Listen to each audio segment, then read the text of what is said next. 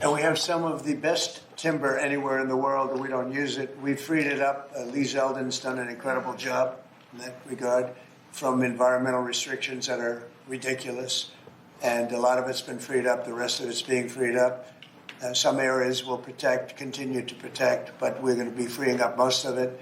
And again, we have some of the best in the world. And when I hear you say that we lost more in fires than we produce is so crazy, because we shouldn't lose very much at all. I could say we shouldn't lose any if it was perfect, but it should not be ever like what we've seen. We're sending billions of dollars to California all the time because obviously in California they are not doing a good job in any way, shape, or form, any other thing either.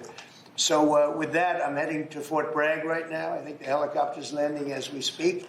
But if you want, we'll take a few questions. Mr. President, will you invoke the Insurrection Act to deal with the situation in California? If there's an insurrection, I would certainly invoke it. We'll see. But I can tell you last night was terrible.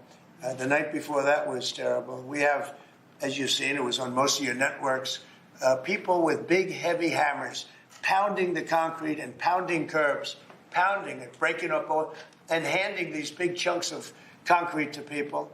And they were taking that concrete, going up on bridges and dropping it into the roof of a car. They were throwing it at our police. They were throwing it at our soldiers that are there. And we got it stopped, and we have them in custody right now. Look, if we didn't get involved, right now, Los Angeles would be burning, just like it was burning a number of months ago with all the houses that were lost. Los Angeles right now would be on fire, and we have it in great shape. We're not playing around. How will you determine whether or not there is an insurrection? Well, you'll take a look at what's happening. I could tell you there were certain areas of Los Angeles that you could have called it an insurrection. It was terrible. But these are paid insurrectionists. These are paid troublemakers. They get money. And when you take a look at what they do, where they show up and everyone's saying, what's he doing? He's pounding the curbs. This one guy's pounding the curb, breaking the curb, and handing big pieces of granite. In some cases, it's granite and concrete to other people. And they're running out with it. And then we watch the other people, and they try and throw it into the face of the soldiers, throw it into the face of the police, and they hurt some people very badly. They go up on bridges, they drop it down on the cars as the cars are moving. They're not breaking the curb because they're doing a demolition service. They're breaking it to hand out to people as a weapon. It's bad stuff. I've never seen that before. Mr. President, how soon do you want to see FEMA eliminated? And what's your message to the governors about how much more of an expense it's going to fall to states? Yeah, well, it's not going to be so much to states. We're going to give out less money. We're going to give it out directly. It'll be from the president's office. We'll have somebody here. Could be Homeland Security, but we're going to give it out through a method where it's given out. As an example, I just gave out $71 million to a certain state. They were looking to do about 120. They were very happy with the 71 million. We did a little cutting, and they were very happy with it. So we're going to do it much differently. We think after this, Christy, I'd say after the hurricane season, we'll start phasing it in. Yes, sir. You set up a FEMA council over the next couple of months. We'll be working on reforms and what FEMA will look like in the future as a different agency, as under the Department of Homeland Security to the president's vision. And it will empower governors to go out and respond to emergency situations. And that what the president does best is to make sure that the taxpayers are only fulfilling the need to which is appropriate, and that people are responsible to respond to their own people closest to home. So if a certain state, as an example, gets hit by a hurricane or tornado, that's what a governor should be able to handle it. And frankly, if they can handle it, the aftermath, then maybe they shouldn't be governor. And Mr. President, when is the last time you spoke with Governor Newsom? A day ago. Called him up to tell him, got to do a better job. He's doing a bad job, causing a lot of death and a lot of potential death. If we didn't send out the National Guard, and last time we gave him a little additional help, you would have, Los Angeles would be burning right now. Los Angeles would be not a lot different than what you saw take place in California and Los Angeles just a little while ago. And, you got to remember, we have the Olympics coming. And we don't want people looking at Los Angeles like it would have been. it would have been bad. Last night they had total control. If we didn't have the military in there, the National Guard, and then we also sent in some Marines, we had some bad people. We have people, they look in your face and they spit right in your face. They're animals. And these are paid insurrectionists. These are paid troublemakers. They're agitators. They're paid. Do you think somebody walks up to a curb and starts hammering pieces out, has all the equipment necessary, and starts handing it out to people to use as a weapon? These are paid insurrectionists or agitators or troublemakers. You can call it whatever you want. And we ended it, and we have in custody some very bad people. Some very bad people. Mr. President. Did you see the guy throwing the rocks at the police cars as they went by and crushing their windows and endangering our police? We're not going to let that happen, yeah. Pardon me. Mr. President, on those Marines, Governor Newsom has described them as political pawns.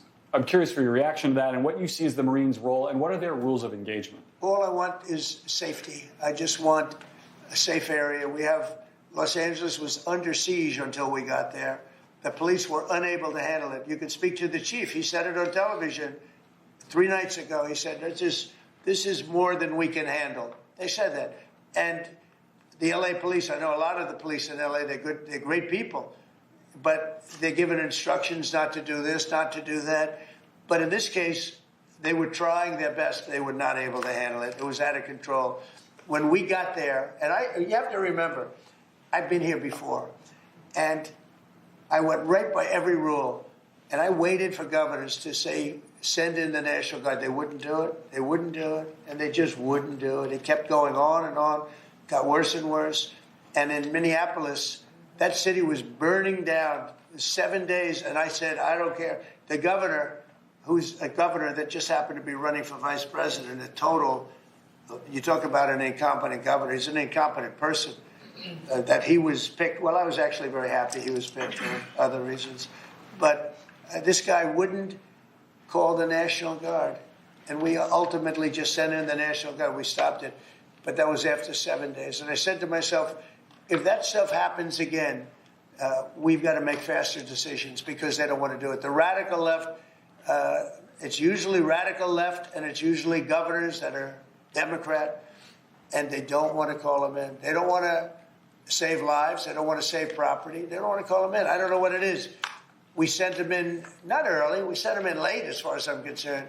But big problems, as you know, 3 nights ago, big problems were ensuing. If we didn't send in the National Guard quickly, right now, Los Angeles would be burning to the ground. The Marines is, a lot of people think, an escalatory step, though. These are guys who fight wars. Are you at all concerned that things could get out of hand with Marines when I see in people American City? Throwing concrete into cars, when I see people, the kind of people that I saw on your network doing danger to the police and to the military and to the National Guard, no, it's okay. You know, you start running out of people. When you have 2,000 people from a National Guard standpoint, we have a very big military. But the National Guard, they needed a little extra help. And we sent them a little, and we did a great job last night. We had, well, you got a lot of cars go up in smoke and flame, and a lot of bad scenes, but it was pretty minor by comparison. This morning it's very calm. We'll see what happens later. But they know if they go there, they're not going to get anywhere because we have the National Guard there. We backed it up with a number of Marines, yeah. Mr. President, do you agree with Governor Abbott soon signing legislation to mandate the 10 Commandments in school classrooms?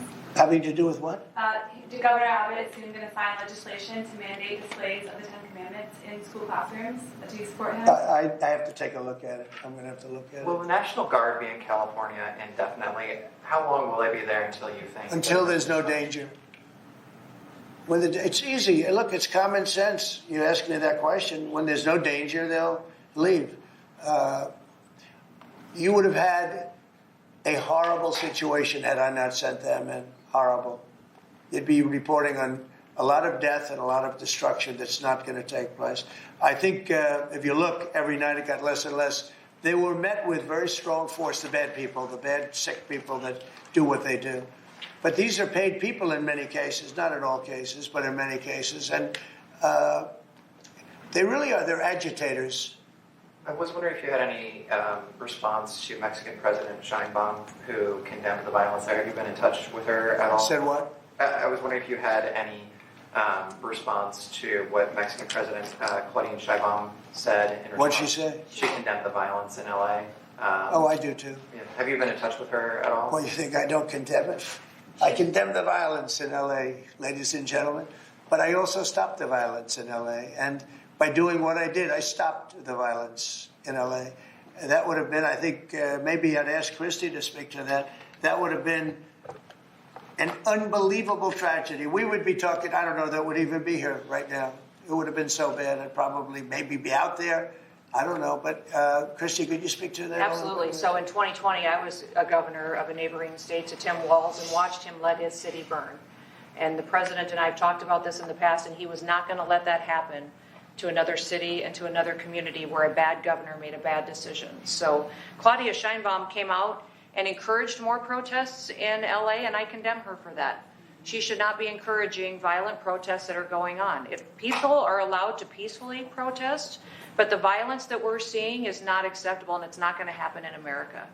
This president is standing up for the average American who wants to walk their child to school every day safely, run their small business, and provide for their families. That's the action that he's taken. He has every authority under the Constitution to send these National Guard under Title X into these communities and make sure that operations go smoothly, that law enforcement officers are protected, that they can continue to do their work without fear of being injured or killed or disrespected, and that they can go home to their families at night. So I'm incredibly proud of the president for activating the National Guard and for sending in these Marines, because these Marines are specifically trained to meet the need that we have on the ground in LA right now.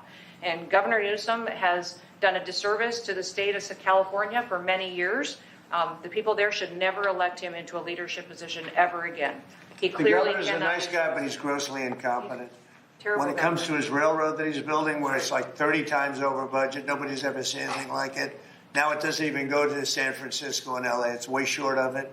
After years of work and overruns like nobody's, those contractors are some of the wealthiest people in the world, I guarantee you that, because that money goes to those contractors. They just did a number on the wallet of the people of California. That train, you should look at that train.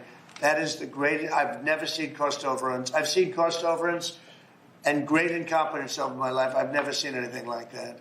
Mr. President, these protests obviously started in reaction to these large-scale ICE operations in Los Angeles. Should people expect to see similar operations in the rest of the country? Yeah. And will similar protests see similar response? As you know, we're moving murderers out of our country that were put here by Biden or the auto pen.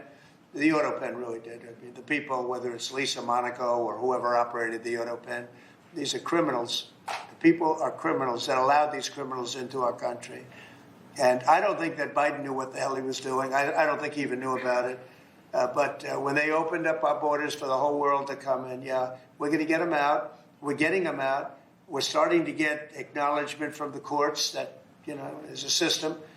They come in without courts and they go out, they want trials and everything else. I think that's starting to work out now. Judges are starting to see what a terrible situation it is. Many of those people that you saw on television last night are criminals that were allowed into our country by Biden.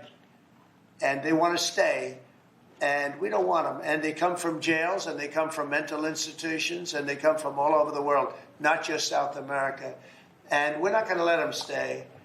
And this is the first, perhaps, of many, or perhaps, if we didn't attack this one very strongly, you'd have them all over the country. But I can inform the rest of the country that when they do it, if they do it, they're going to be met with equal or greater force than we met right here.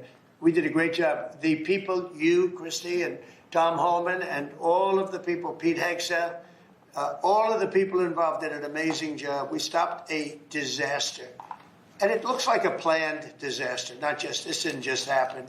They had weapons, they had tools, they had everything you needed.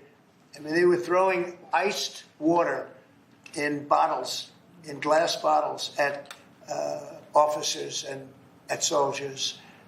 These are, you could not use the word insurrection, but you could also use the word, these are very dangerous people, they're bad people. They were met with heavy force and they folded.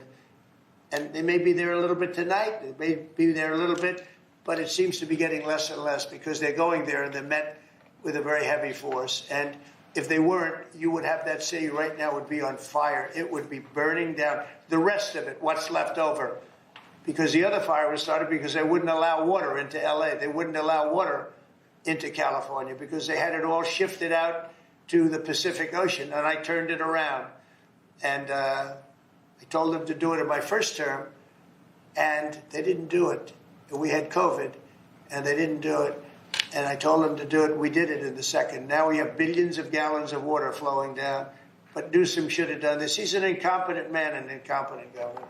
Okay, any other questions? Mr. President, any message to adversaries as the Army kicks off 250-year birthday celebration? I just think it's amazing. We're going to have a fantastic June 14th parade, Flag Day. It's going to be an amazing day. We have tanks, we have planes, we have all sorts of things. And I think it's going to be great. We're going to celebrate our country for a change. You know, recently, as you know, with World War II, the victory of World War II, I called up France and they were celebrating the victory. Well, we helped them a lot, as you know. I don't have to get into that. But I called up other countries. They were all celebrating the victory. We're the only country that didn't celebrate the victory. And we're the one that won the war. Okay, if it wasn't for us, that war, you would be speaking German right now, okay? We won the war, and you might be speaking Japanese too.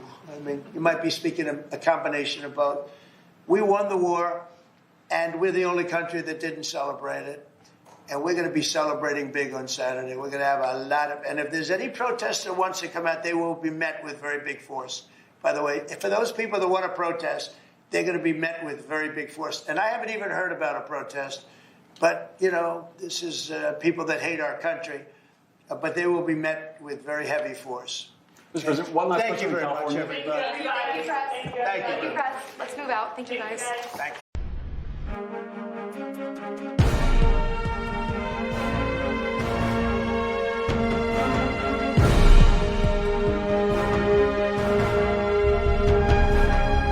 Thank you.